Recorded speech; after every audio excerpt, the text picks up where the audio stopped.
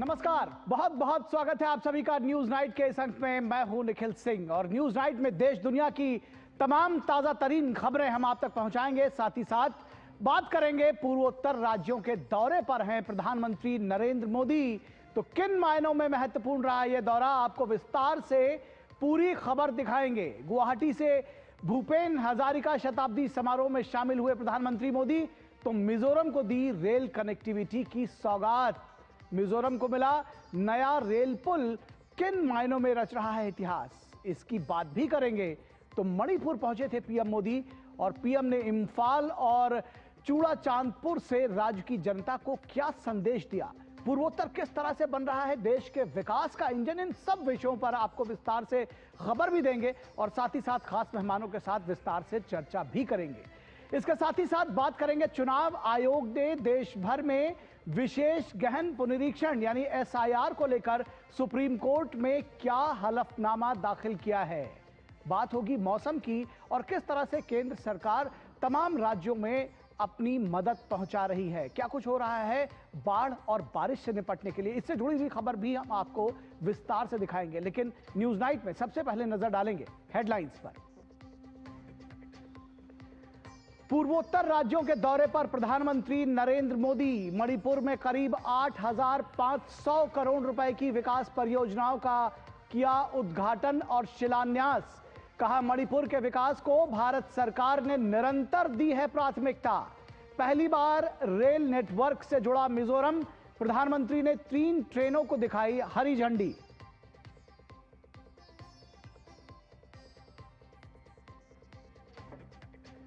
गुवाहाटी में भूपेन हजारिका शताब्दी समारोह में शामिल हुए प्रधानमंत्री मोदी, भूपेन हजारिका के सम्मान में जारी किया स्मारक सिक्का। कहा हमारी सरकार ने भूपेन दा को भारत रत्न देकर पूर्वोत्तर के सपनों और स्वाभिमान का किया सम्मान।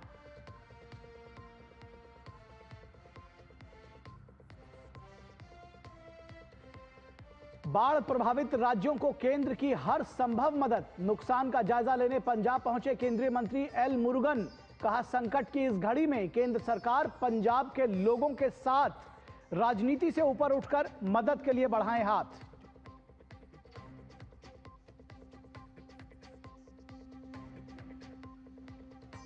चुनाव आयोग ने देश भर में विशेष गहन पुनरीक्षण पर सुप्रीम कोर्ट में दाखिल किया हलफनामा। कहा एसआईआर कराना चुनाव आयोग का विशेषाधिकार, आने वाले समय में तय किया जाएगा शेड्यूल।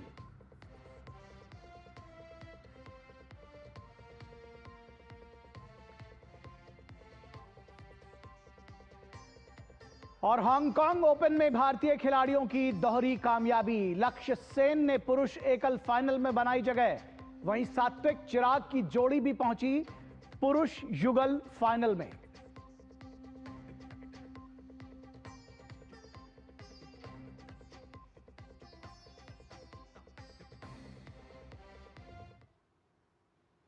तो ये थी हेडलाइंस और सबसे पहले न्यूज नाइट में बात करेंगे हम प्रधानमंत्री नरेंद्र मोदी के पूर्वोत्तर राज्यों के दौरे की। प्रधानमंत्री मोदी पूर्वोत्तर राज्यों के दौरे पर हैं और मणिपुर में प्रधानमंत्री ने करीब 8,500 करोड़ रुपए की विकास परियोजनाओं का उद्घाटन और शिलान्यास किया।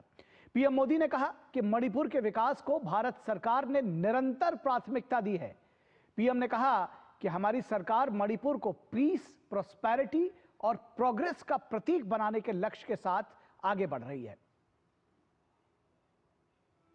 प्रधानमंत्री नरेंद्र मोदी ने मणिपुर के चूड़ाचांदपुर में 7,300 करोड़ रुपए से अधिक की विकास परियोजनाओं का शिलान्यास किया। इनमें 3,600 करोड़ रुपए की लागत वाली मणिपुर शहरी सड़क, जल निकासी और परिसंपत्ति प्रबंधन सुधार परियोजना, 5 राष्ट्रीय राजमार्ग परियोजनाएं, मणिपुर इंफोटेक डेवलपमेंट माइंड परियोजना और 9 स्थानों पर कामकाजी महिला छात्रावासों की स्थापना जैसी परियोजनाएं शामिल हैं। विकास के लिए शांति स्थापना को जरूरी बताते हुए पीएम ने सभी संगठनों से शांति के रास्ते पर आगे बढ़ने की अपील की। पीएम ने जोर देकर कहा कि वो मणिपुर के लोगों के साथ हैं।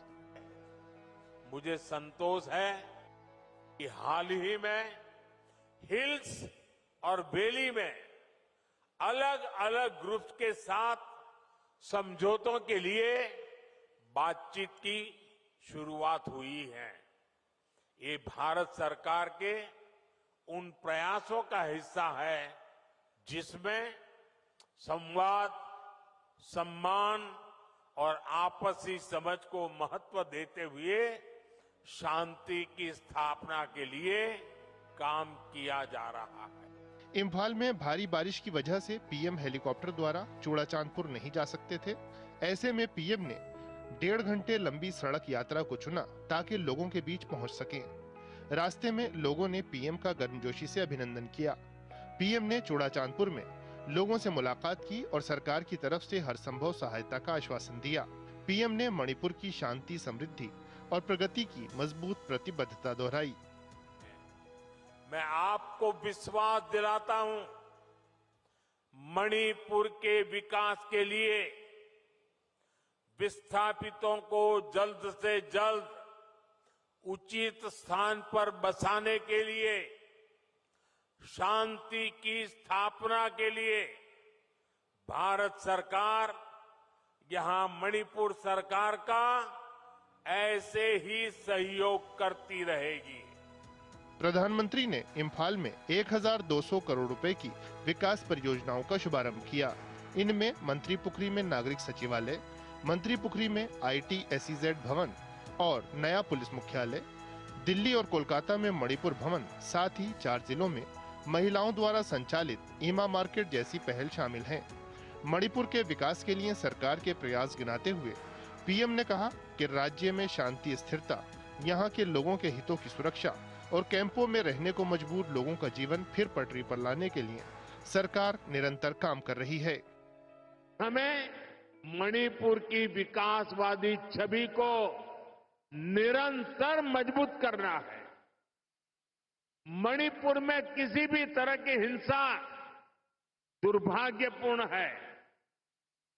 ये हिंसा हमारे पूर्वजों और हमारी भावी पीढ़ी के साथ भी बहुत बड़ा अन्याय है।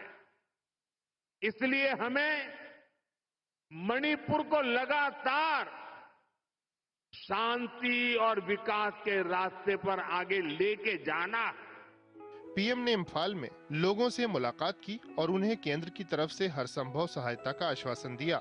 मणिपुर के नौजवानों को तिरंगे की शान के लिए जी जान से जुटने वाला बताते हुए पीएम ने इस पहचान को हिंसा के काले साए में न दबने देने का आह्वान किया। ऑपरेशन सिंदूर की शानदार कामयाबी में मणिपुर के वीर जवानों के योगदान को पीएम ने नमन किया। पीएम ने मणिपुर में शांति, स्थिरता की स्थापना को प्राथमिकता बताया। मणिपुर के पास सामर्थ्य की कोई कमी नहीं है। जरूरत इस बात की है कि हम संवाद का रास्ता निरंतर मजबूत करें। हमें हिल्स और वैली के बीच सौहार्द का एक मजबूत सेतु बनाना है। पीएम के अभिनंदन के लिए इम्फाल में भी बड़ा जनसमूह उमड़ा। मणिपुर में पीएम का संदेश साफ था, मणिपुर मां भारती के मुकुट पर सजा मुकुट रत्न है और इसकी शांति, समृद्धि सरकार की प्राथमिकता है। उर्मिलेश और निशांत के साथ ब्यूरो रिपोर्ट, डीडी न्यूज।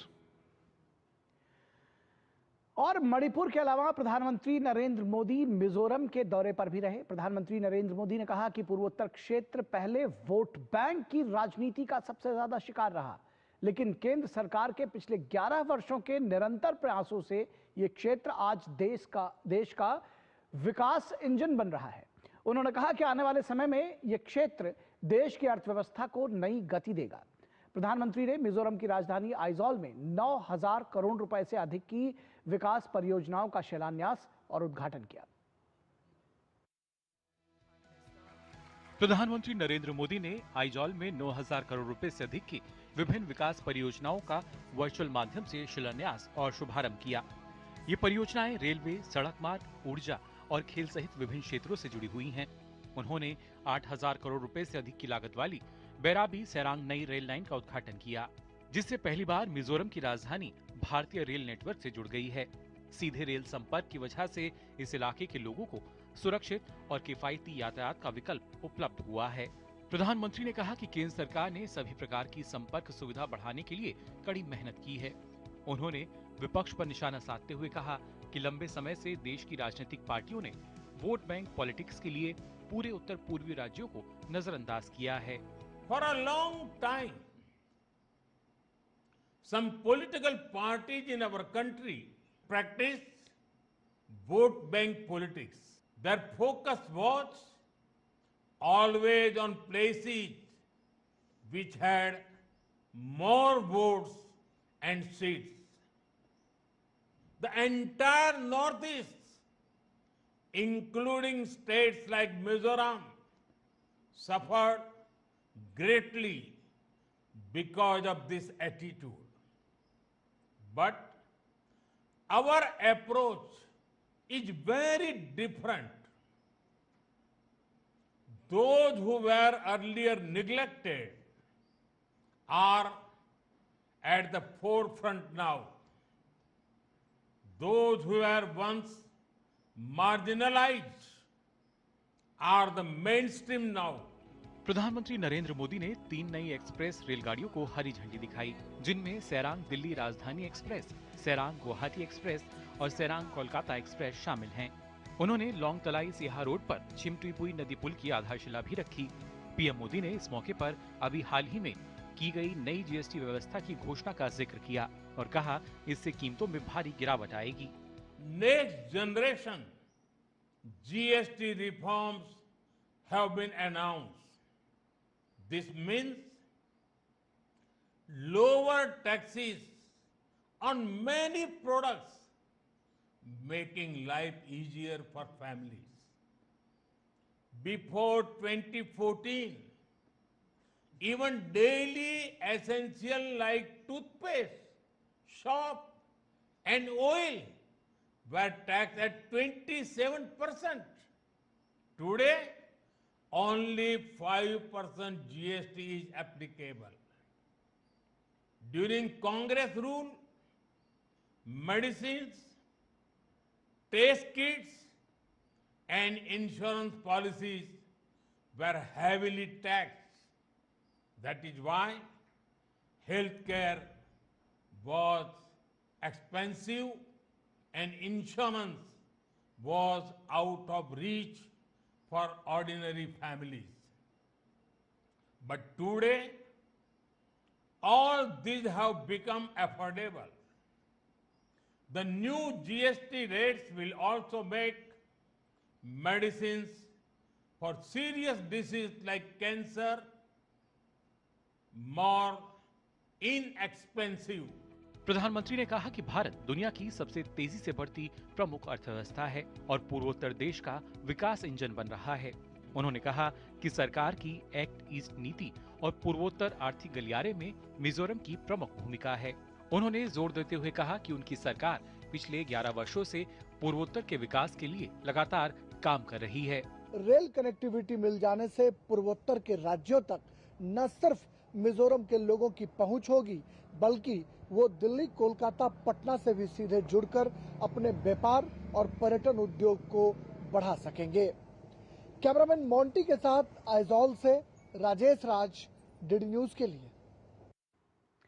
और रेल मंत्री अश्विनी वैष्णव ने डीडी न्यूज के साथ एक्सक्लूसिव बातचीत में कहा कि प्रधानमंत्री नरेंद्र मोदी के विजन की वजह से मिजोरम में रेलवे लाइन का शुभारंभ हो पाया। उन्होंने इसे नॉर्थ ईस्ट के एक नए चैप्टर की शुरुआत बताया। हमारे सहयोगी राजेश राज ने आइजॉल में अश्विनी वैष्णव से विशेष बातचीत की। सूचना और प्रसारण और रेल मंत्री अश्विनी वैष्णव अभी मिजोरम की राजधानी आइजॉल में मौजूद हैं, जहां पर प्रधानमंत्री नरेंद्र मोदी ने वीडियो कॉन्फ्रेंसिंग के जरिए रेलवे की कई महत्वपूर्ण परियोजनाओं का उद्घाटन किया है। रेल मंत्री हमारे साथ हैं। वैसे साहब, मिजोरम जो है कहा जाता है रेलवे लाइन नहीं था, प्रधानमंत्री जी ने रेलवे लाइन से कनेक्ट किया। क्या पहले आज माननीय प्रधानमंत्री जी ने लैंड ऑफ ब्लू माउंटेन्स के इस सुंदर प्रदेश मिजोरम को रेलवे के साथ जोड़ा है। मैं माननीय प्रधानमंत्री जी को बहुत बहुत धन्यवाद देना चाहूँगा।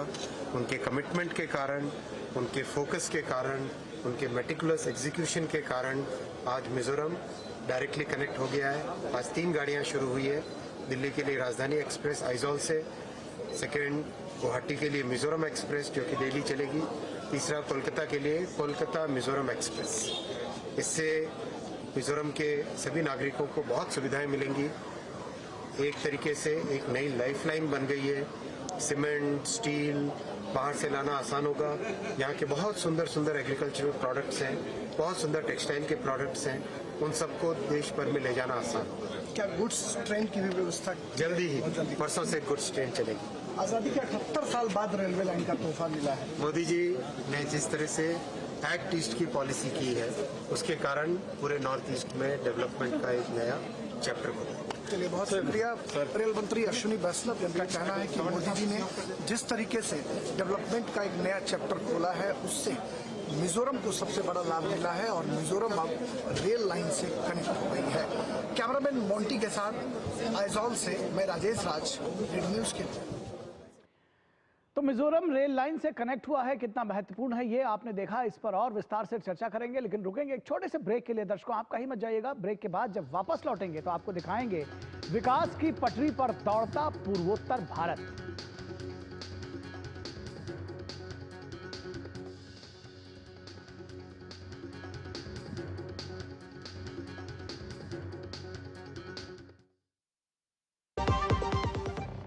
नए जीएसटी से मेरी स्कूटी 7,000 रुपए सस्ती हो गई और स्कूटी खरीदने का मेरा सपना सच हो पाया। अब सफर आसान है और सपने पूरे करना भी। नेक्स्ट जेन जीएसटी ने मेरी जिंदगी को बनाया सरल, सिंपल और बेहतर।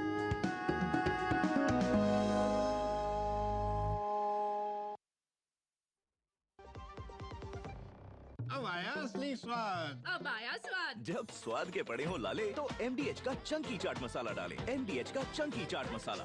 MDH।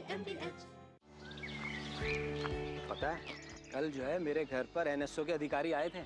मैंने तो उन्हें सारी सही जानकारी दे दी। हाँ, मेरे घर पे भी आए थे। अच्छा? तो मैंने भी उनको सारी जानकारी दी। ये NSO क्या है और क्या जानकारी दी आप लोगों ने उन्हें? अरे NSO यानी नेशनल स्टैटिस्टिक्स ऑफिस, जो इस समय पूरे देश में हाउस होल्ड हेल्थ एक्सपेंडिचर सर्वे कर रहा है, जिसके अंतर्गत पूछा जा रहा है कि पिछले 1 साल में किस तरीके की बीमारियां हुई हैं, कितना खर्चा आया है और बीमा का फायदा हुआ या नहीं। और अगर किसी घर में महिला माँ बनी है, कोई टीकाकरण की गई जाँचें और डिलीवरी किसके द्वारा हुई, कहाँ हुई, और सबसे जरूरी बात, माँ और बच्चा सुरक्षित है या नहीं। और ऐसी स्वास्थ्य संबंधी जानकारियां इकट्ठी की जाती हैं और हमसे साझा की गई जानकारी के द्वारा सरकार ये तय करती है कि आने वाले समय में स्वास्थ्य संबंधी नीतियां कैसी हों, सुविधाएं बेहतर कैसे बने। और सबसे महत्वपूर्ण बात, ये सारी जानकारी 100% गोपनीय रखी जाती है। हमने तो अपनी जिम्मेदारियां निभा दी, अब बारी है आपकी। LIC युवा प्रोफेशनल्स के लिए लाए हैं नव जीवन श्री। करें नियमित प्रीमियम का भुगतान, जीवन बीमा का आनंद लें। प्राप्त करें प्रीमियम के प्रतिशत पर गारंटीकृत एडिशंस। अपने वित्तीय लक्ष्यों के अनुरूप मैच्योरिटी पर गारंटीकृत धनराशि पाएं। मौजूदा पॉलिसी धारकों के लिए आकर्षक अतिरिक्त लाभ। आज ही खरीदें। मेरी पसंद। मेरी पसंद। मेरी पसंद। मेरी पसंद। हमारी पसंद। हम सबकी पसंद। मजबूत देश का मजबूत सरिया हो गया स्टील।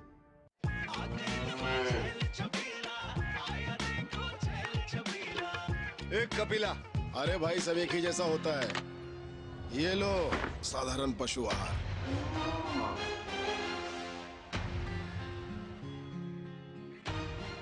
इस देश की हर माँ, बच्चे, बूढ़े, जवान, खिलाड़ी, डॉक्टर, इंजीनियर, सबको गाय भैंस की दूध की शक्ति पर भरोसा है। पर जब इन पशुओं को कपिला पशु आहार मिलेगा, तभी तो दूध सिर्फ ज्यादा ही नहीं, शक्ति से भरपूर भी होगा। और ये सच जानते हुए चंद पैसों के लिए तुम देश का भरोसा तोड़ दो। माफ कीजिए। कपिला पशु आहार, देश का नंबर 1 पशु आहार। दादी के हाथों का जादू और खुशबू से महकता घर। MDH गरम मसाला, असली मसालों से भरा हूँ मैं, क्योंकि हर रिश्ता है स्वाद से जुड़ा। नए जीएसटी से मेरी स्कूटी 7,000 रुपए सस्ती हो गई और स्कूटी खरीदने का मेरा सपना सच हो पाया। अब सफर आसान है और सपने पूरे करना भी। नेक्स्ट जेन जीएसटी ने मेरी जिंदगी को बनाया सरल, सिंपल और बेहतर।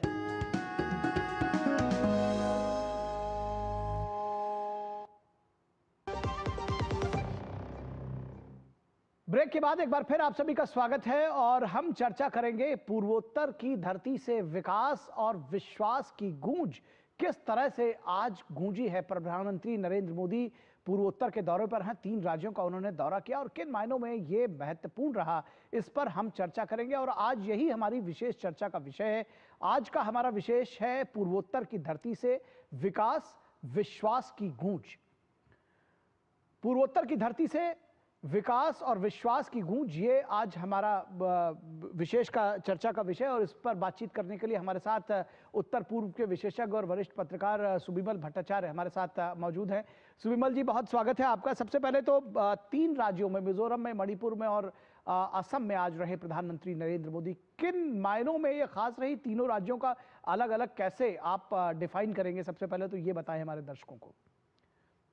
ये एक ऐतिहासिक दिन है क्योंकि प्रधानमंत्री 4 अलग अलग भाषण 3 राज्यों में दिए हैं और नॉर्थ ईस्ट की जो एक विविधता है उसको, हर चीज को प्रधानमंत्री ने इस 4 भाषणों में टच किया। ये सारे एलिमेंट्स को जिस तरीका से आपकी प्रधानमंत्री की तरफ से उत्साह दी जाती है हमेशा, आज एक ग्राउंड में देखा गया है कि पहले तो एक महत्वपूर्ण इंफ्रास्ट्रक्चर की इनॉग्रेशन मिजोरम की में प्रधानमंत्री ने की, जो आइजॉल को आज पूरे देश की रेलवे नेटवर्क के साथ जोड़ दिया और साथ साथ 3 ट्रेन चले भी आज जी। इसके बाद चुराचांदपुर गए मणिपुर में और इम्फल राजधानी में आए और दोनों जगह में लोगों से मिले हैं। वहां पे करीब 8,500 करोड़ की इंफ्रास्ट्रक्चर और डेवलपमेंट प्रोजेक्ट्स की प्रधानमंत्री ने घोषणा की। और इसके बाद शाम को गुवाहाटी में आके भूपेन हजारिका जी, जो हमारे भारत रत्न भूपेन हजारिका, जिनको सब भूपेंद्र के नाम से पुकारते हैं, सिर्फ उत्तर पूर्व में नहीं पूरे देश में, आज उनकी सेंटिनरी बर्थ सेलिब्रेशन की प्रधानमंत्री ने उसको उद्घाटन किया। तो ये जो इंफ्रास्ट्रक्चर से लेके कल्चर तक जिस तरीके से प्राइम मिनिस्टर ने आज पूरे दिन में उत्तर पूर्व में अपने भाषण रखे और लोगों को उत्साह दिया, लोगों को और आपके अपने कार्यक्रम के 11 साल में जो गतिविधियां हुए हैं, जिस तरीका से डेवलपमेंट की और जिस तरीका से शांति की ओर चेष्टा चली है, ये सारे प्रधानमंत्री ने काम करके दिखाया और लोगों में इतने हर्ष उल्लास और सबसे बड़ी बात है भरोसा है कि हम भी पूरे देश के साथ साथ उत्तर पूर्व भी आगे बढ़ते रहेंगे। और जैसे प्रधानमंत्री बोलते हैं कि ये इकोनॉमिक ग्रोथ इंजन है नॉर्थ ईस्ट के लिए, नॉर्थ ईस्ट पूरे देश की आर्थिक व्यवस्था के लिए, ये मुझे लगता है कि ये सारे चीज दर्शाता है आज पूरे दिन की प्रधानमंत्री की कार्यक्रम से। जी, हमारे साथ एक और खास मेहमान रवि कपूर जी जुड़ गए हैं, जो कि असम के पूर्व मुख्य सचिव रहे हैं और कपड़ा मंत्रालय के भी पूर्व सचिव रहे हैं। बहुत स्वागत है रवि कपूर जी। रवि कपूर जी, आपसे अगर हम जानना समझना चाहें, मणिपुर का दौरा, इसको लेकर के बहुत सारी बातें पहले भी की जा रही थी और प्रधानमंत्री का वहां पहुंचना कितना महत्वपूर्ण, और खासतौर पर 2 जगहों पर, वो चूड़ा चांदपुर भी गए, इम्फाल भी गए, किस तरह से आप इसको देखते हैं? देखिए, ये जो ये पहल अब नहीं कह सकते, अब तो 11 साल हो गए। प्रधानमंत्री जी का एक नॉर्थ ईस्ट के प्रति एक डिफरेंट व्यू रहा, और ये जो व्यू रहा है ये नॉर्थ ईस्ट को नेशनल मेन स्ट्रीम में इंटीग्रेट करने में बहुत बड़ा इसका हाथ, इस विजन का। और इसके चलते प्रधानमंत्री ने एक डायरेक्टिव दिया था, कैबिनेट मिनिस्टर्स वहां पे रेगुलरली विजिट करेंगे हर तीसरे चौथे महीने। प्रधानमंत्री स्वयं की विजिट्स नॉर्थ ईस्ट पे इतनी ज्यादा मिनट, आप अगर कंपेयर करें पिछले 30 साल में या 40 साल में, तो प्रधानमंत्री जी के जो दौरे हैं नॉर्थ ईस्ट में, आज तो मिजोरम और मणिपुर जा रहे हैं जी, बट पूरे नॉर्थ ईस्ट पे जो उन्होंने गुरुत्व दिया है, जो सीरियसनेस है, जो विजन है, वो एक इतना महत्वपूर्ण है क्योंकि मैं वहां काम कर चुका हूँ जी। और एक ऐसा भी समय था, मैं लेट 80s की बात कर रहा हूँ जी, मिड 80s की बात कर रहा हूँ, वहाँ बहुत सेंस ऑफ एलिनिएशन था कि हमको कोई पूछता नहीं है, हमारे पास कोई सुनवाई नहीं है, हम किसी से जाके दिल्ली में मिल नहीं पाते हैं जी। प्रधानमंत्री जी ने इस विषय को, इस मुद्दे को इतना सीरियसली लिया और उसके बाद इन्होंने पूरा ऐसे कर दिया कि स्वयं प्रधानमंत्री 15 विजिट कर चुके हैं नॉर्थ ईस्ट के जी। हर मंत्री साल में 2, 3, 4 विजिट करते हैं। हाँ, डोनर मंत्रालय बना दिया जी, बिल्कुल। तो ये जो नेशनल इंटीग्रेशन के लिए जो और खास तौर से जो नॉर्थ ईस्ट को जो इंटीग्रेट करा है जिस तरीके से प्राइम मिनिस्टर ने, वो एक बहुत it's a very important for the psyche of Northeast. I mean, I worked there. It's a very important thing for the psyche of Northeast. ये जो आज अब मिजोरम की विजिट है, अब मणिपुर की विजिट है, each of these visits ये एक कदम बढ़ाती है नॉर्थ ईस्ट को कैसे मेन स्ट्रीम में ले आए और कैसे और किस तरीके से जो डेवलपमेंट हुआ है। मेन स्ट्रीमिंग की पॉलिटिकल मेन स्ट्रीमिंग एक पार्ट, इकोनॉमिक डेवलपमेंट में जो गतिविधियां आई हैं, जिस तरीके से इंफ्रास्ट्रक्चर प्रोजेक्ट्स है, चाहे वो एयरपोर्ट हो, चाहे वो रेल की डबल लाइनिंग हो, इलेक्ट्रिफिकेशन हो, चाहे वो हाईवेज हो, चाहे वो एयरपोर्ट्स हो, जिस तरीके से प्रधानमंत्री का विजन नॉर्थ ईस्ट के लिए है और जो आज प्रधानमंत्री ने बोला है जी, आगे का फ्यूचर हिंदुस्तान का नॉर्थ ईस्ट पे है, ये बिल्कुल सच बात है। देखिए, हिंदुस्तान की जो ग्रोथ आगे अगले 25 साल में होगी, वो ऐसे ही इलाकों से होगी जहां पर डेवलपमेंट अभी इनिशियल स्टेजेस पे। जी, नॉर्थ ईस्ट ऐसी जगह है जहां पर जबरदस्त अपॉर्चुनिटीज है, जबरदस्त स्कोप है और जबरदस्त तरीके से जिस तरीके से इंफ्रास्ट्रक्चर पे फोकस किया है, it has to grow. And जो विजन है प्रधानमंत्री जी का कि नॉर्थ ईस्ट को कैसे एक्ट ईस्ट पॉलिसी में साउथ ईस्ट एशिया के साथ इंटीग्रेट किया जाए जी, और वो भी एक बहुत बड़ा पहल है। जी बिल्कुल, आपने जो बात कही कि लोगों की मानसिकता में बदलाव लाना, ये बताना कि आप हमारे हैं, हम आपके हैं, और जो कनेक्टिविटी, जो साइकी की बात आपने कही, वो निश्चित तौर पर एक बड़ा बदलाव है। और मैं अगर इस बात को सुबिमल भट्टाचार्य जी आपसे समझना चाहूँ कि ये जो रेलवे के प्रोजेक्ट्स हैं या फिर जो रोड कनेक्टिविटी है, एयर कनेक्टिविटी है, इसके जरिए अगर आप एक दशक पहले और अब का कंपेयर करें तो कितना क्या कुछ बदलाव आया है। एक तो ये भी समझना चाहेंगे साइकी के बदलाव के बारे में, अभी रवि कपूर साहब ने बताया। उसके साथ ही साथ मैं आज जो मणिपुर का उनका दौरा था, उसमें जिस तरह से उन्होंने शांति की भी बात कही, समृद्धि की भी बात कही और कहा कि मणिपुर जैसे राज्य, मिजोरम जैसे राज्य ही भारत का ग्रोथ इंजन बनने जा रहे हैं। ये जो एक जो ये भाव देना लोगों को, ये कितना महत्वपूर्ण है? निखिल भाई, ये बहुत महत्वपूर्ण है, इसीलिए है क्योंकि अब रेलवे के माध्यम से जो लोगों को जोड़ने का मौका होता है, विशेषकर मध्यम वर्ग के लोगों या निचले स्तर के लोगों जो रेल से सफर करना चाहता है क्योंकि इनकी इकोनॉमी और बजट के हिसाब से भी वो करते हैं। ये बहुत बड़ी बात है कि आज ये चौथा कैपिटल है नॉर्थ ईस्टर्न स्टेट के जहां रेलवे डायरेक्टली पहुंच गए और ये बड़ा चैलेंजिंग प्रोजेक्ट था। ये जो 51 किलोमीटर साइरांग से जो भैरवी मिजोरम से, वो बड़ा चैलेंजिंग इंजीनियरिंग फीट था जो करके दिखाया है हमारा इंजीनियर्स ने। और इसके बाद आगे जो पूरे देश तक मिजोरम को कनेक्ट करते हैं, अगर आप ध्यान दें तो मिजोरम के लिए रेलवे गेटवे असम की सिलचर स्टेशन होते थे और सिलचर से बाई रोड और हिली रोड है, ऑल वेदर रोड नहीं थे। तो इससे जो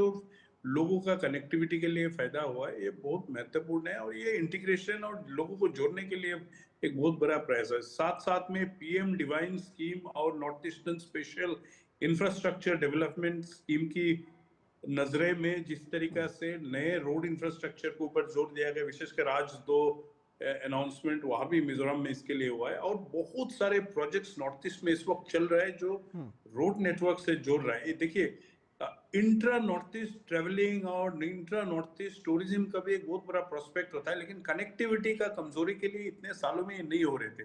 तो जब से प्रधानमंत्री नरेंद्र मोदी आए हैं, तब से इन्होंने इसमें बड़ा ध्यान दिया कि किस तरीके से कनेक्टिविटी बढ़े और आज हम देख रहे हैं कि किस तरीके से मूवमेंट बढ़ गए, जिससे टूरिज्म को बढ़ावा मिल रहा है, जिससे इवन नॉर्थ ईस्ट से स्टार्टअप्स को भी फायदा हो रहा है क्योंकि इनके बहुत सारे प्रोडक्ट्स होते हैं, ऑर्गेनिक प्रोडक्ट्स है, अपने पोशाक है जो कल्चर और हेरिटेज को दर्शाता है। और इनके इंटरनेट के जमाने में जब इनको भी मौका मिलता है अपने ये सारे प्रोडक्ट्स को आगे रखने का। तो ये इंफ्रास्ट्रक्चर जब ठीक होता है और साथ साथ आपकी पॉलिसी सपोर्ट से भी सब्सिडीज और सब कुछ है कि ट्रांसपोर्टेशन की माध्यम से वो देश की अलग अलग प्रांत में अपने सामान पहुंचाए। तो ये जो छोटे छोटे एंटरप्रेन्योर्स और मीडियम एंड स्मॉल एंटरप्राइजेस का भी एक उत्साह मिल रहा है, एक भरोसा मिल रहा है कि हम भी बिजनेस में और मजबूती से जोड़ सकते। तो इससे क्या हो रहा है कि कैपेसिटी बिल्डिंग ऐसे हो रहा है कि कल एक्ट ईस्ट पॉलिसी जब हम इम्प्लीमेंट कर रहे हैं और साउथ ईस्ट एशियन नेशंस के साथ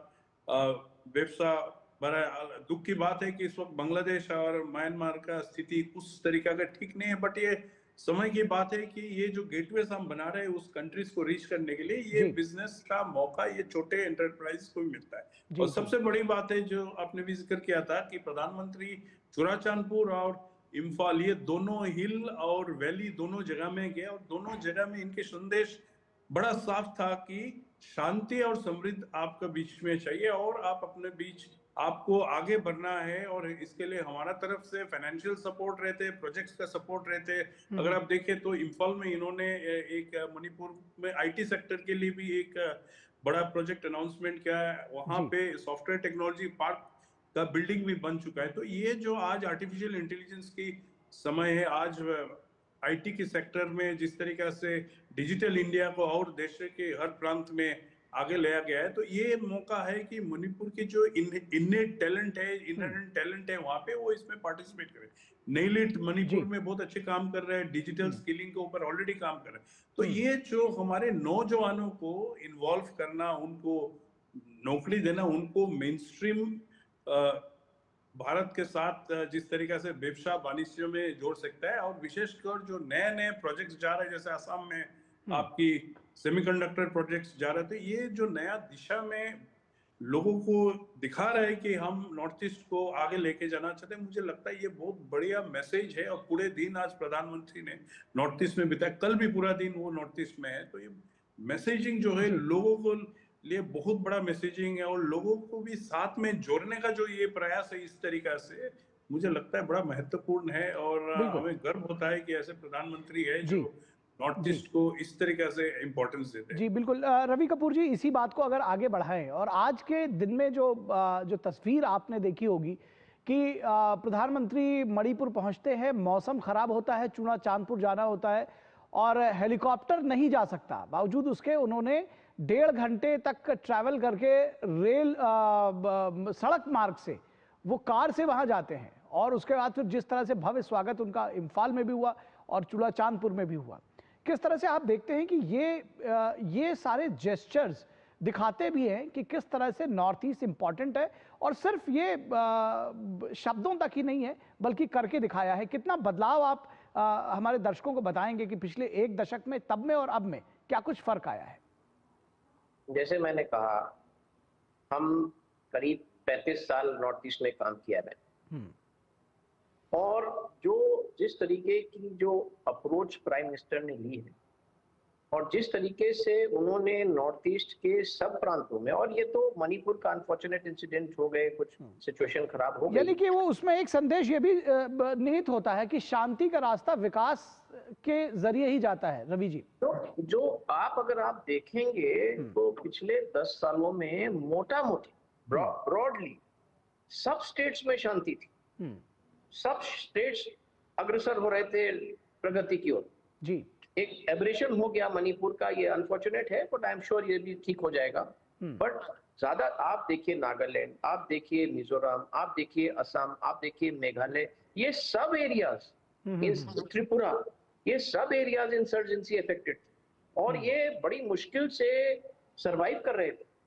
पिछले 10-12 साल में इनकी जो जिस तरीके से इसको आगे लेके आए हैं, पॉलिटिकल स्टेबिलिटी आई है, एक मैसेजिंग गई है, स्टेट्स की गवर्नमेंट स्टेबल हो गई, सेंट्रल गवर्नमेंट का पूरा सहयोग मिल रहा है, सेंट्रल मिनिस्टर्स के वो आदेश दे जाते हैं कि आप लोग यहाँ जा करके वहाँ की समस्याएं समझे। तो अब आज जैसे प्राइम मिनिस्टर ने स्वयं रोड से गए, अब ये एक कष्ट तो है, 1.5 घंटे की जर्नी तो, लेकिन ये बहुत स्ट्रॉन्ग मैसेज है जी कि हम आपके साथ हैं। हाँ, कोई भी सूरत है हम आपके साथ में जी। ये जो मैसेजिंग है, ये मैं लगातार बता रहा, मैं सन 86 से मैं नॉर्थ ईस्ट में हूँ और मैं देख रहा हूँ और ये जो आज के हालात हैं ये generally in all the 7 states except now एक एबरेशन है, जैसे कि मैं एक मणिपुर एक एबरेशन हो गया जी, इतनी शांति, और सब स्टेट्स अब वाई करते हैं कि मैं कैसे आगे बढ़ूं। यहाँ के लोग अपने आप को अपने हिंदुस्तान के इंटीग्रल पार्ट मानने को अब रेडी हो गए। एक जमाना था आज से 25 साल पहले, देयर वाज सेसेशनिस्ट मूवमेंट, हर जगह सेसेशन मूवमेंट चल रहे, फिर धीमे धीमे धीमे धीमे पिछले 10 साल में all that has gone in the back stage, economic development front stage पे आ गए। सब चीफ मिनिस्टर्स लगे हुए हैं कि हम कैसे अपने स्टेट को आगे बढ़ाएं। प्रॉब्लम्स हैं, ये नहीं हम कह रहे हैं कि रामराज आ गया, हर जगह प्रॉब्लम्स हैं, ज्योग्राफी की प्रॉब्लम्स हैं, पॉलिटिकल प्रॉब्लम्स हैं, इंटरनेशनल बाउंड्रीज की प्रॉब्लम्स हैं, बहुत तरीके की प्रॉब्लम्स हैं, बट जिस लेवल पे हम थे और जहां आज हम हैं इसमें बहुत भारी मात्रा में डिफरेंस है। ये मैं अच्छा रवि जी, इस बात को मैं एक चीज और भी आपसे समझना चाहूंगा। जिस तरह से उन्होंने विकास की बात की, शांति की बात की, एक बात आप असम के दौरे से आप ये देखिए कल्चर को भी कनेक्ट कर रहे हैं साथ साथ, यानी कि लोगों के बीच में है, ये सब भी स्ट्रांग मैसेजिंग है। कैसे देखते हैं इसको? देखिए, अगर आप नॉर्थ ईस्ट को पूरा देखें तो यहाँ पे कितनी ट्राइब्स है। आप एक असम को असम की तरफ मत देखिए, मणिपुर को मणिपुर की तरफ नहीं देखिए, इसमें सब हर स्टेट हर प्रांत में बहुत मात्रा में सब ग्रुप्स हैं जो कि एथनिकली डिफरेंट है, उनका कल्चरली डिफरेंट है, बट इनको एक वीव करके और इनको एक साथ कि यही जो सेसेशनिस्ट मूवमेंट्स थे या अलगाववाद जो था, वो अलग अलग डिफरेंट ग्रुप्स जो है वो कहते थे हमको अपने स्टेट में हक चाहिए और इसके लिए वो लड़ते थे। आज वो उनको हक मिल रहे हैं, इसलिए वो स्टेट में उनका समावेश अच्छा हो गया, नेशनल लेवल पे उनका इंटीग्रेशन बढ़िया हो रहा है, तो इस तरीके की आवाजें निकलना बहुत कम हो गई। जी जी जी, मतलब ये जो आपने कहा जो कल्चरली, पॉलिटिकली, सोशली, ये जो डिफरेंट ट्राइबल ग्रुप्स हैं, डिफरेंट सब ग्रुप्स हैं, जैसे असम में आपको बता रहा हूँ, वहाँ पे बोडो हैं, कार्बी हैं, दिमासा हैं, कुकीज हैं, तवांग वो हैं, मिसिंग हैं, तवांग्स हैं, इतनी सारी ट्राइब्स हैं और इनके सबके अलग अलग एस्पिरेशंस हैं। आज की तारीख में इन सब एस्पिरेशंस जी पोजीशन है बाकी सब स्टेट्स, इनके सबके एस्पिरेशंस को एक मिला दिया गया है, उनको एक कॉमन प्लेटफॉर्म पे लेके आ गए हैं, सोशल इंटीग्रेशन हुआ है, रिलीजियस इंटीग्रेशन हुआ है, और I think it is only जो जैसे हम लोग जैसे लोग जिन्होंने 35 साल इस इलाके में काम किया, मैं आपको दिल से बता रहा हूँ कि जिस परिस्थितियों में आज से हम लोग 40 साल पहले गए थे स्टेट में और आज जिस तरीके के परिस्थितियां हैं स्टेट में, ये आज जमीन और आसमान का फर्क। जी बिल्कुल, जमीन और आसमान का फर्क है और यही फर्क जो है जो नॉर्थ ईस्ट के लोग हैं जाहिर तौर पर इसको फील कर रहे हैं। जो आपने कहा कि लोगों की भावनाओं में परिवर्तन आया है और वो परिवर्तन साफ तौर पर जमीन पर दिखाई दे रहा है, प्रधानमंत्री के इस दौरे में भी दिखाई दे रहा है। बहुत शुक्रिया सुबिमल जी हमारे साथ जुड़ने के लिए, रवि कपूर जी हमारे साथ जुड़ने के लिए इस चर्चा में। और प्रधानमंत्री नरेंद्र मोदी असम के दौरे पर हैं। पीएम मोदी ने गुवाहाटी में भारत रत्न डॉक्टर भूपेन हजारिका की 100वीं जयंती के उपलक्ष्य में आयोजित समारोह में हिस्सा लिया। पीएम ने डॉक्टर हजारिका की स्मृति में सिक्का भी जारी किया। पीएम ने इस अवसर पर एक पुस्तक का विमोचन भी किया। प्रधानमंत्री ने रंगारंग सांस्कृतिक प्रस्तुतियों का अवलोकन किया और कलाकारों से उनको भूरी भूरी सराहना की।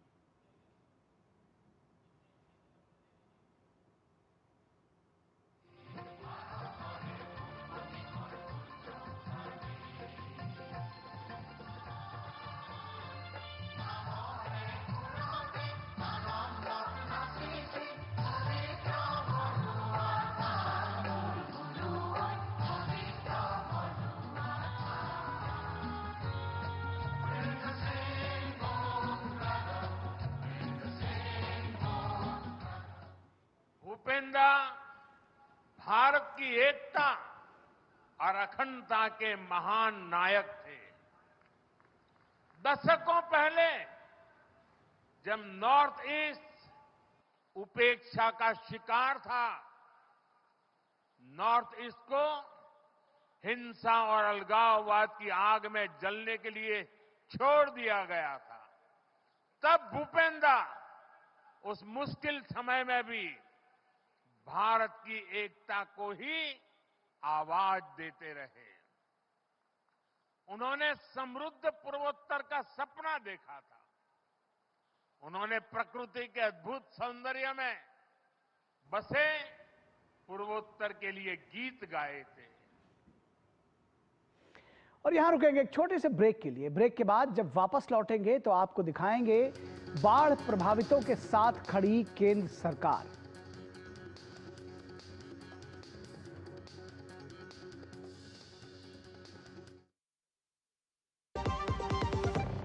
नए जीएसटी से मेरी स्कूटी 7,000 रुपए सस्ती हो गई और स्कूटी खरीदने का मेरा सपना सच हो पाया। अब सफर आसान है और सपने पूरे करना भी। नेक्स्ट जेन जीएसटी ने मेरी जिंदगी को बनाया सरल, सिंपल और बेहतर।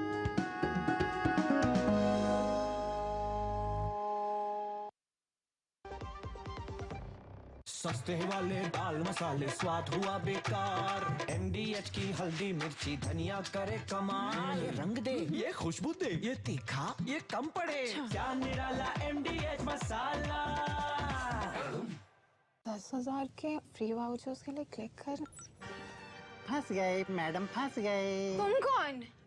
फ्री कूपन देने वाला स्कैमर। यहाँ आपने अपने सुंदर हाथों से लिंक पर टैप किया और वहाँ मैंने आपका पूरा मोबाइल हैक किया। Hack? Password hack, photos morph, OTP चोरी, AI यूज करके वो वाली साइट्स पे अपलोडिंग। ये सब? ओह, किसी और ने पॉपअप दबा दिया, मैं चला। मैडम जी, स्कैमर बता के नहीं आता, पर अननोन लिंक पे क्लिक करने से आपको साइबर बुलिंग और सेक्सटॉर्शन का शिकार बना जाता है। साइबर क्राइम से बचना है तो रुको, सोचो, फिर एक्शन लो। पता है, I was a bright student. कुछ करना चाहती थी, कुछ बनना चाहती थी। आप अपना खुद का स्टार्ट कीजिए ना, खुद का बिजनेस। पर उसमें पैसे तो बहुत लगेंगे ना। Zero investment. Zero investment? हाँ, I'm doing it. मैं एक principal madam. She's my client. मैं LIC एजेंट हूँ। LIC एजेंट बनो, अब बड़ा सोचो। हमारी वेबसाइट पर जाएं या अपनी नजदीकी LIC शाखा से संपर्क करें। जब धरती चीर कर निकलता है लोहे का पत्थर और मिलता है मोंगिया के जोश से, फिर तपता है, पिघलता है और बनता है फौलाद। अब होता है सरिया सारी खूबियों के साथ। मोंगिया स्टील, मजबूत देश का मजबूत सरिया। वाह, गाय तुम्हारी माता है ना? तो पशुहार के नाम पर जहर क्यों खिलाता है? अनसन हटा, दिल से खिला, सिर्फ कपिला, देश का नंबर 1 पशु आहार। गोल्डी छोले मसाले, जहाँ जाएं रिश्ते बनाएं। गोल्डी लाए हैं फ्रेश लॉक टेक्नोलॉजी, जो रखे मसालों को हर समय फ्रेश। नए जीएसटी से मेरी स्कूटी 7,000 रुपए सस्ती हो गई और स्कूटी खरीदने का मेरा सपना सच हो पाया। अब सफर आसान है और सपने पूरे करना भी। नेक्स्ट जेन जीएसटी ने मेरी जिंदगी को बनाया सरल, सिंपल और बेहतर।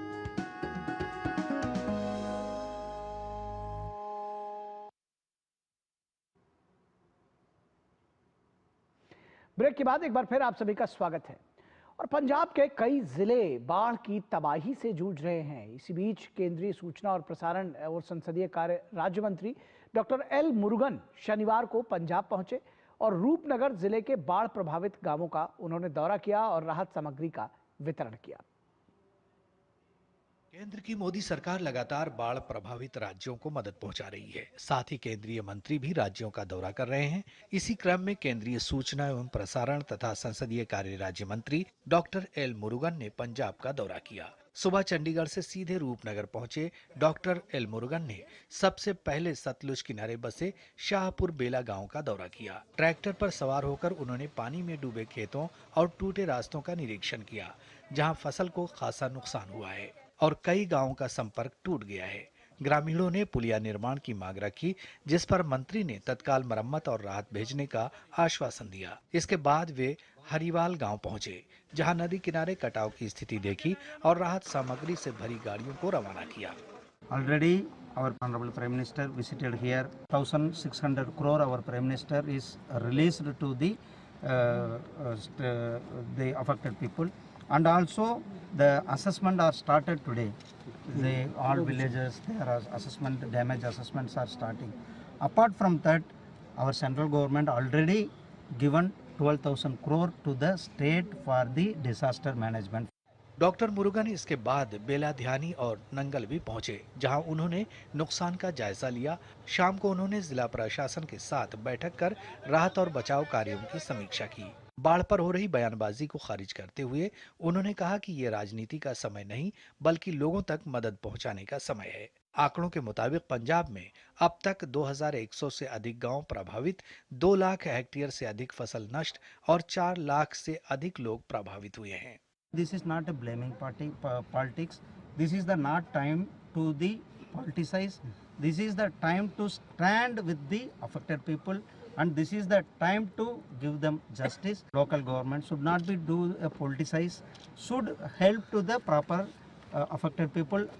केंद्र सरकार ने पंजाब को 12,000 करोड़ रुपए आपदा राहत कोष के अलावा 1,600 करोड़ की अतिरिक्त मदद की घोषणा की है। साथ ही केंद्र ने 2 उच्च स्तरीय दल गठित किए हैं, जिनमें कृषि, ग्रामीण विकास, सड़क और बिजली मंत्रालय के अधिकारी शामिल हैं। ये दल प्रभावित क्षेत्रों का आकलन कर विस्तृत रिपोर्ट तैयार करेंगे। हिमाचल प्रदेश में इस बार मानसून कहर बनकर टूटा। राज्य आपदा प्राधिकरण के मुताबिक 20 जून से अब तक 386 लोगों की मौत हुई और 4,465 करोड़ रुपए से अधिक का नुकसान दर्ज किया गया। भूस्खलन, अचानक बाढ़ और सड़क दुर्घटनाओं ने जनजीवन अस्त व्यस्त कर दिया। जम्मू कश्मीर के सीमावर्ती इलाके, विशेषकर पुंछ समेत राज्य के अन्य जिले भी बाढ़ और कटाव से प्रभावित हैं। केंद्रीय मंत्री डॉक्टर जितेंद्र सिंह ने हाल ही में प्रभावित गांवों का दौरा किया, व्यवस्थाएं दुरुस्त करने पर बल दिया।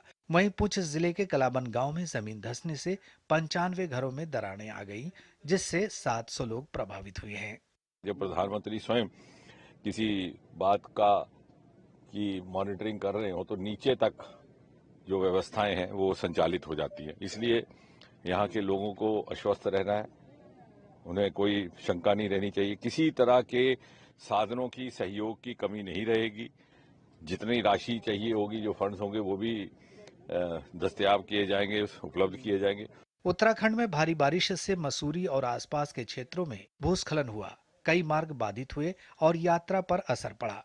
मौसम विभाग ने राज्य के कई जिलों में भारी बारिश की चेतावनी दी है। प्रशासन ने मार्ग खोलने और लोगों को सुरक्षित स्थानों पर पहुंचाने के प्रयास तेज कर दिए हैं। पंजाब, हिमाचल, जम्मू कश्मीर और उत्तराखंड, चारों ही राज्यों में बाढ़ और बारिश की तबाही का असर साफ दिख रहा है। पंजाब दौरे पर पहुंचे डॉक्टर एल मुरुगन ने साफ किया कि केंद्र सरकार हर स्तर पर सहयोग के लिए तैयार है।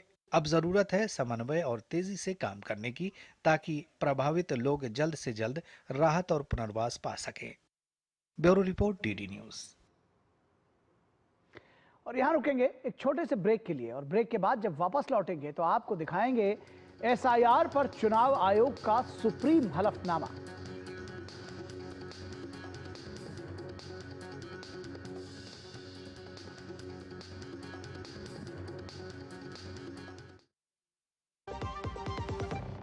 नए जीएसटी से मेरी स्कूटी 7,000 रुपए सस्ती हो गई और स्कूटी खरीदने का मेरा सपना सच हो पाया। अब सफर आसान है और सपने पूरे करना भी। नेक्स्ट जेन जीएसटी ने मेरी जिंदगी को बनाया सरल, सिंपल और बेहतर।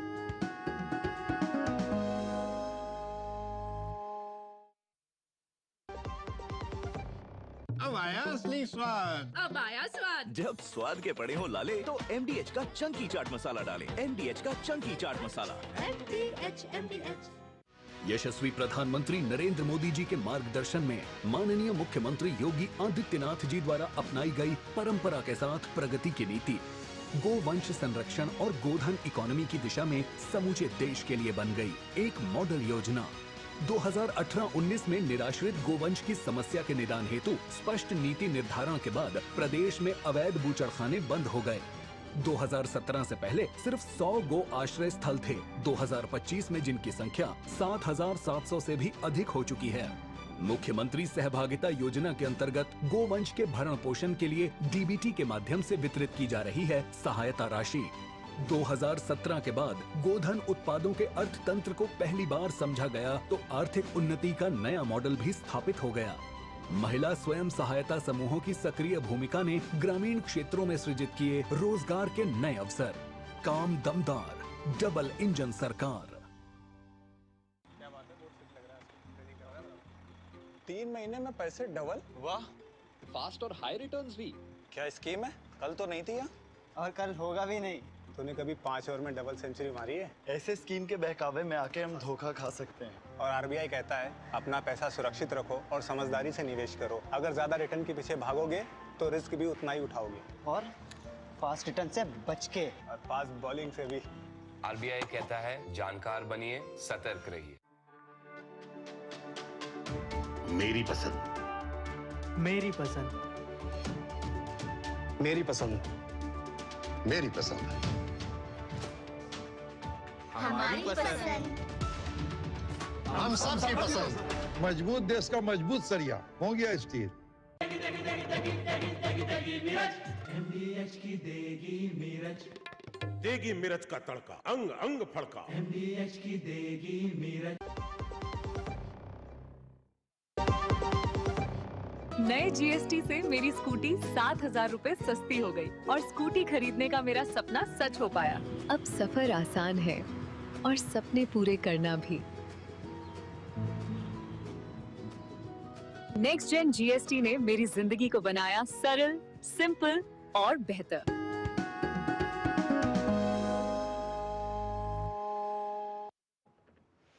ब्रेक के बाद एक बार फिर आप सभी का स्वागत है।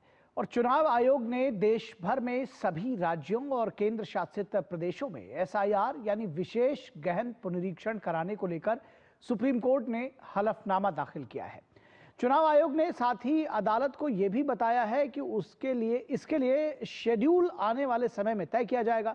इसके मद्देनजर चुनाव आयोग ने बिहार को छोड़कर सभी राज्यों और केंद्र शासित प्रदेशों के मुख्य निर्वाचन अधिकारियों को पत्र लिखकर एसआईआर के लिए जरूरी तैयारी करने को कहा है। आयोग ने बताया कि राष्ट्रव्यापी एसआईआर के लिए 1 जनवरी 2026 को क्वालिफाइंग तारीख तय की गई है। इसके तहत तैयारियों के समन्वय के लिए 10 सितंबर को सभी राज्यों के मुख्य निर्वाचन अधिकारियों के साथ बैठक भी की गई। चुनाव आयोग ने कोर्ट में ये जानकारी अश्विनी उपाध्याय की ओर से दायर याचिका के जवाब में दी है।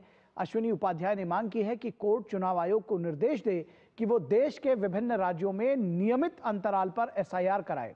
अश्विनी उपाध्याय की इस याचिका का चुनाव आयोग ने पुरजोर विरोध करते हुए कहा कि इस मसले पर कोर्ट के निर्देश या दखल की जरूरत नहीं है।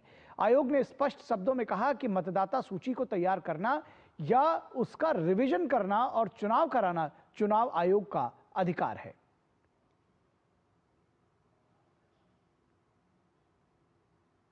और यहां रुकेंगे एक और छोटे से ब्रेक के लिए, कहीं मत जाइएगा, क्योंकि ब्रेक के बाद जब वापस लौटेंगे तो आपको दिखाएंगे नेपाल मंत्रिमंडल विस्तार पर नजर।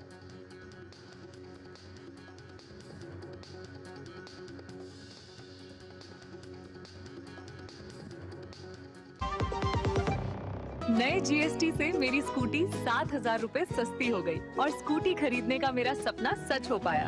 अब सफर आसान है और सपने पूरे करना भी। नेक्स्ट जेन जीएसटी ने मेरी जिंदगी को बनाया सरल, सिंपल और बेहतर।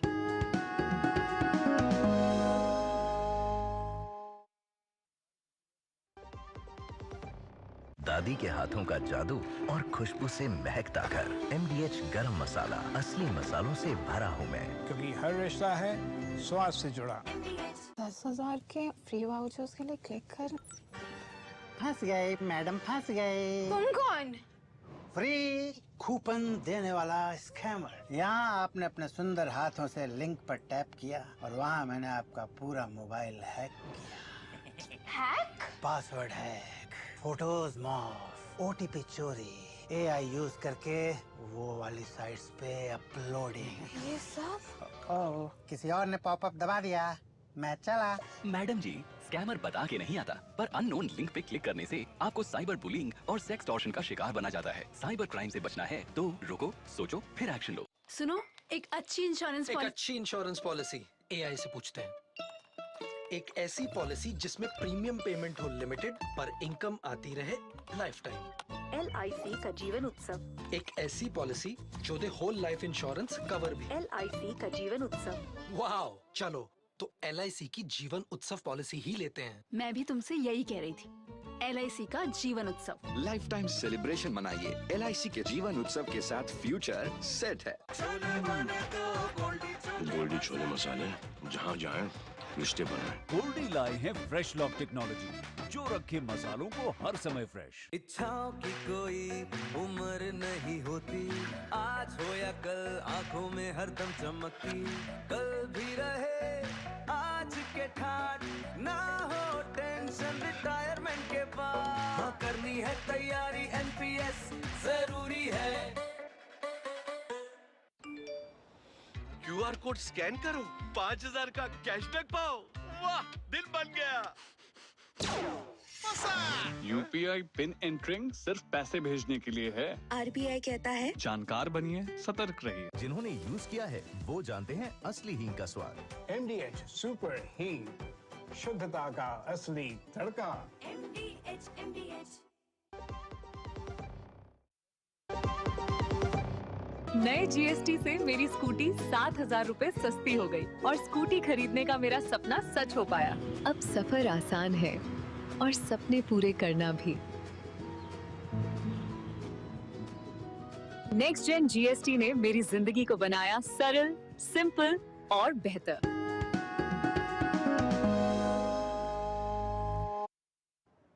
ब्रेक के बाद एक बार फिर आप सभी का स्वागत है और खबर नेपाल से। नेपाल अपने राजनीतिक संकट से उबरते हुए नया इतिहास लिखने की कोशिश में जुट गया है। अंतरिम सरकार के गठन के साथ ही देश को पहली महिला प्रधानमंत्री मिली है, सुशीला कार्की के रूप में। भारत ने उन्हें बधाई दी है और शांति और समृद्धि की कामना की है। वहीं नेपाल में हिंसक प्रदर्शनों के बाद अब नुकसान का आकलन शुरू हो गया है। तो यह विशेष रिपोर्ट आप देखिए और हमें इजाजत दीजिए। नमस्कार। नेपाल में शुक्रवार की शाम अंतरिम सरकार के गठन के साथ ही जेंजी विरोध प्रदर्शन से पनपा राजनीतिक संकट आखिरकार सुलझ गया। नेपाल की प्रथम महिला प्रधान न्यायाधीश सुशीला कार्की इतिहास रचते हुए देश की प्रथम महिला प्रधानमंत्री भी बन गयी। राष्ट्रपति रामचंद्र पौडेल ने शीतल निवास में अंतरिम प्रधानमंत्री सुशीला कार्की को पद और गोपनीयता की शपथ दिलाई। इसके साथ ही प्रतिनिधि सभा को भंग कर दिया गया और अगले चुनाव की तिथि 5 मार्च 2026 निर्धारित कर दी गई। प्रधानमंत्री कार्की ने कहा कि अगले कुछ दिनों में मंत्रिमंडल का विस्तार किया जाएगा। प्रधानमंत्री नरेंद्र मोदी ने सुशीला कार्की को नेपाल के अंतरिम प्रधानमंत्री बनने पर शुभकामनाएं दी। साथ ही भारत नेपाल के ऐतिहासिक रिश्तों को रेखांकित करते हुए शांति समृद्धि की कामना भी की। नेपाल की पहली महिला प्रधानमंत्री के रूप में सुशीला जी का आना महिला सशक्तिकरण का बहुत उत्तम उदाहरण है। मैं आज नेपाल में ऐसे हर एक व्यक्ति की सराहना करूंगा जिसने ऐसे अस्थिरता भरे माहौल में भी लोकतांत्रिक मूल्यों को सर्वोपरि रखा। नेपाल की नवनियुक्त अंतरिम प्रधानमंत्री सुशीला कार्की से नेपाल में भारत के राजदूत नवीन श्रीवास्तव ने मुलाकात कर उन्हें बधाई दी। साथ ही नेपाल को इस संकट की घड़ी से बाहर निकलने में हर संभव मदद का भरोसा भी दिया। विदेश मंत्रालय द्वारा जारी बयान में भारत सरकार ने कार्की को अंतरिम प्रधानमंत्री के रूप में नियुक्त किए जाने पर बधाई दी और उम्मीद जताई कि शांति और स्थिरता को बढ़ावा देने में योगदान देगा। सुशीला कार्की के नेपाल की प्रथम प्रधानमंत्री बनने को लेकर बनारस हिंदू विश्वविद्यालय के छात्रों में भी खुशी देखी गई, जहां से कार्की ने 1975 में राजनीति विज्ञान में मास्टर डिग्री हासिल करने के साथ ही राजनीति में गहरी दिलचस्पी दिखाई। सुशीला कार्की और उनके पति दुर्गा प्रसाद सुवेदी की मुलाकात भी BHU में उनके शैक्षणिक जीवन के दौरान हुई थी। पहली ऐसी विमेन प्राइम मिनिस्टर बनी हैं और BHU से पढ़ी हैं, हम भी BHU से पढ़े हैं, तो वो काफ़ी अच्छा लगा वो सुन के। हम भी फीमेल हैं, वो भी, और ऐसे आगे भी वो काफ़ी इंस्पायर करेंगी हम लोगों को, इवन बाकी भी लोगों को। काफ़ी अच्छा लगा सुन के कि ये कोई BHU से इतने बड़े मुकाम पे पहुंची है, तो और वो भी फीमेल, पहली फीमेल, तो बहुत अच्छा लग रहा है। अच्छा लग रहा है जान के कि वो भी नेपाल की प्राइम मिनिस्टर बन चुकी हैं। अच्छी बातें हैं, हम भी फीमेल हैं, वो भी फीमेल है, हमको भी अच्छा लग रहा है ये जान के। इस बीच जेनजी के हिंसक विरोध प्रदर्शनों के बाद नेपाल राष्ट्र बैंक NRB ने बैंकों, वित्तीय संस्थानों और उद्योगों को हुए नुकसान का आकलन करना शुरू कर दिया है। नेपाल में हुए विरोध प्रदर्शन के दौरान जान माल का बड़ा नुकसान हुआ, 51 लोगों की मौत हुई और 1300 से ज्यादा घायल हुए थे। ब्यूरो इनपुट के साथ काठमांडू से श्वेता सिंह और बनारस से हरिकेश बहादुर सिंह गौतम की रिपोर्ट, DD न्यूज।